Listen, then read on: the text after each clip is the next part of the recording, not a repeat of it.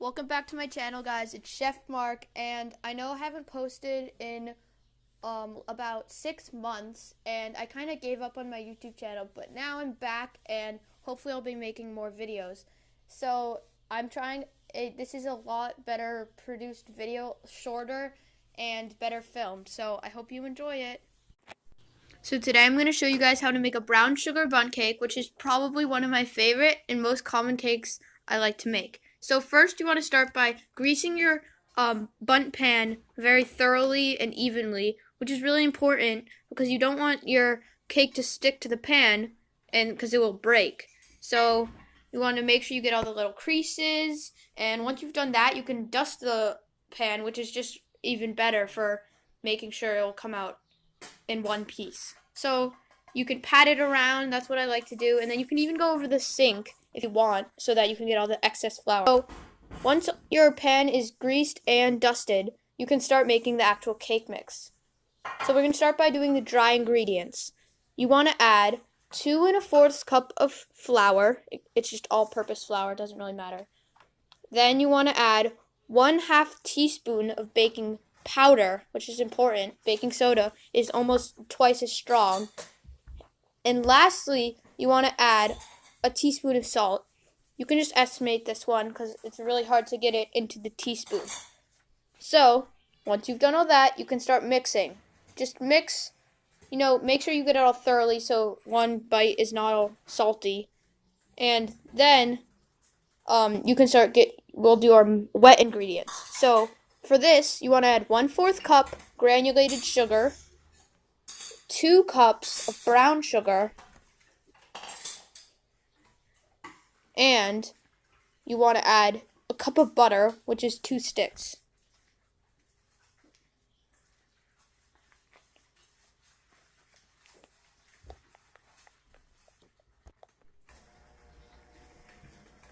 And now we can start mixing. Mix on low, medium speed, so for about 2 to 3 minutes. And then you want to, in the middle, you can stop and then add your eggs, 4 eggs, and you can add them a few at a time, and then just add the last ones while you're mixing so that it gets mixed evenly.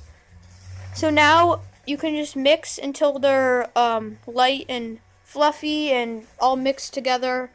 And yeah, I just skipped ahead here because I don't want to add all the stuff. And now you want to add 1 teaspoon of vanilla, and then keep mixing until it's thoroughly combined.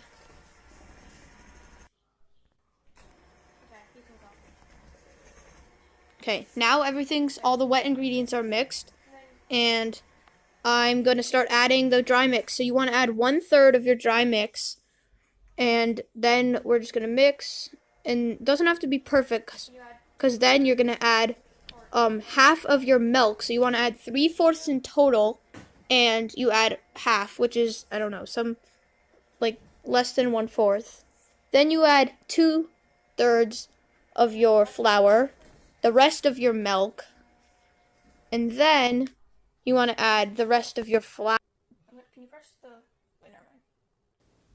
The rest of your flour. And now I'm going to start spooning the cake mixture into the pan, and you want to make sure you get all around the cake so that it's spread evenly, as I'm doing here. And you might want to ask for some assistance here, so they can either steady the pan or do the actual spooning in. And yeah, so just go ahead and spoon it all evenly, and get a spatula and scrape from the top down, so you don't want to waste any of your mixture. So I'm just going to finish up doing mine, and yeah. So now that it's all done, you can just kind of smooth out the cake, make sure it's all even and layered, and yeah, 'cause if it would be kind of weird if it was just awkward different things. And now you want to set the timer to 350 and put your cake in. Make sure you do this carefully, and make sure you wear hot gloves. I'd suggest both hands. So now you put in your cake for an hour, but you should probably check it 55 minutes. What does Sam have to say? Let's get fat. Yummy. Now we want to let the cake cool for 15 minutes and then flip it. So, see you in 15 minutes.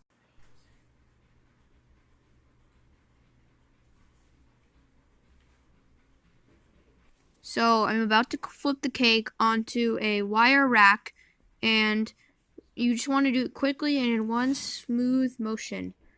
Make sure you wear hot pads because the pan will most likely still be hot. And you can shake it out. And I was actually having a lot of trouble with it. And that's when I realized, I didn't grease my pan enough. And here you can see the results. Okay guys, so that's going to wrap up the video for today. I hope you enjoy it, and lesson learned. Make sure to try it at your house. If you like this video, make sure to subscribe to my channel, and see you next time. Peace out.